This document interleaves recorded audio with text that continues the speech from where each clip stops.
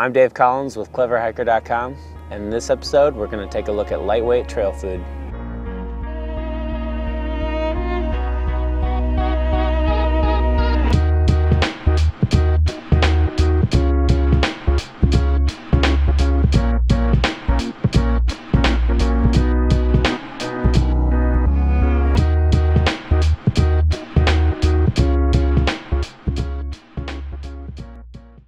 The food that you bring on the trail is going to be a largely personal decision based on your own tastes, the nutritional value you're seeking, and also the ease to cook it. Some hikers choose a food as fuel mentality where they choose food strictly for calories, lightweight, and convenience, where other hikers are willing to prepare a little bit more ahead of time, maybe even make their own recipes and dehydrate them to get that extra nutritional value.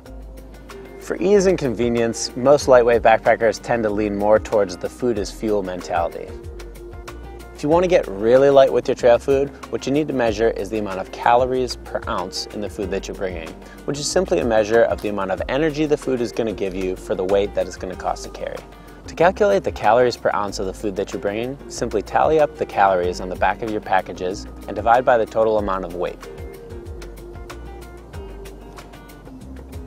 Foods like nuts, peanut butter, chocolate, and olive oil tend to have very high calories per ounce ratios, where foods like fresh fruit and vegetables tend to have pretty low calories per ounce. So you can see that if you bulk up only on foods with high calories per ounce, you're not going to have a very balanced diet. So what you're looking for is a range of maybe 120 to 130 calories per ounce. The goal is to get as much nutrition, calories, and taste out of your food while keeping weight as low as possible. Good trail nutrition is just like good nutrition at home. You want a balance of fats, proteins, and carbohydrates while getting as much fiber, fruits, and vegetables in your diet as possible. The ease of cooking should be another important consideration for trail food. If it's going to take more than boiling water and pouring it into a bag, then it's probably a little too much work. So when you're choosing dehydrated meals, make sure you look for ones with shorter cooking times. The amount of cooking and also the amount of food are other important considerations. Are you really going to want to wake up and cook breakfast every morning? Most people find that if they're hiking long miles, they usually want to cram a bar and get walking in the morning. Also make sure you know how much food you're going to bring. On long days of hiking, you're probably going to use a lot more calories than you think. And some thru hikers find that they actually expend 4,000 to 6,000 calories a day. So you might want to bring a little bit more food depending on how strenuous your hike is going to be. You're going to want to avoid all canned food because they tend to be low in calories, very heavy, and then you're also going to have to pack out the trash. You're also going to want to repackage all your trail food into Ziploc bags to save weight and also volume. For breakfast, make sure to think about if you're going to want to cook or not. If you do, things like oatmeal, coffee, and tea can be nice. If you're not going to want to cook, bars, Pop-Tarts, granola, milk, and a breakfast mix can all be really nice options. You can also sprinkle in snacks. Things like nuts and trail mix tend to be good in the morning.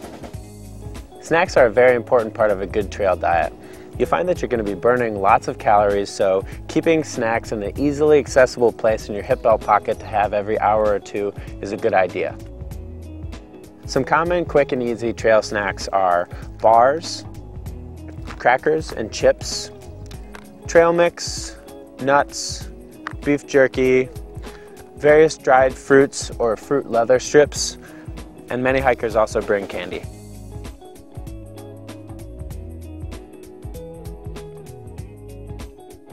For lunch, a sandwich is a pretty quick, convenient option. They can easily be made with bagels or whole wheat tortillas, which tend to hold up well on the trail.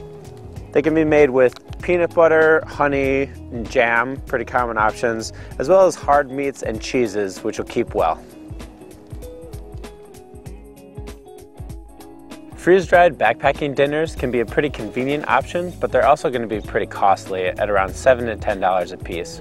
You can find some pretty common options in most supermarkets that's going to cost a fraction of the price and they'll cook up just as nicely.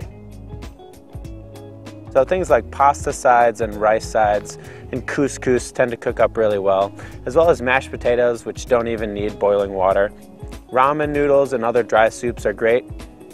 Stuffing is a pretty convenient meal, as well as Easy Mac. Those are pretty common lightweight backpacker choices. If you want to add a little protein, you can add chicken or tuna to your meal.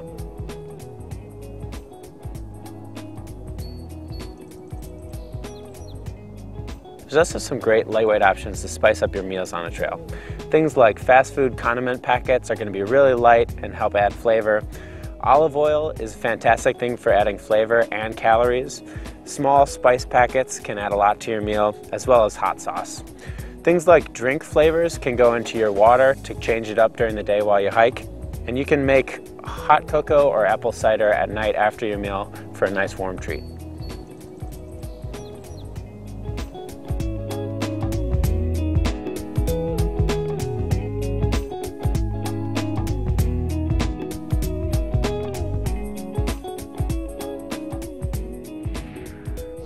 For some personal recommendations, fresh fruit might have a poor calories per ounce ratio, but I generally bring a couple because it's a really nice treat.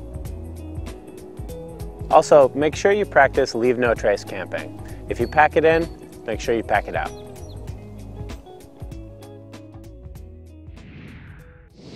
So that should give you an idea of some of the most common long-distance backpacking meals. Your choices are obviously very personal, so choose what's right for you. When you're considering food, make sure you choose food with good nutritional value while keeping weight low. I'm Dave Collins for cleverhiker.com. Hike light, hike smart, and have fun.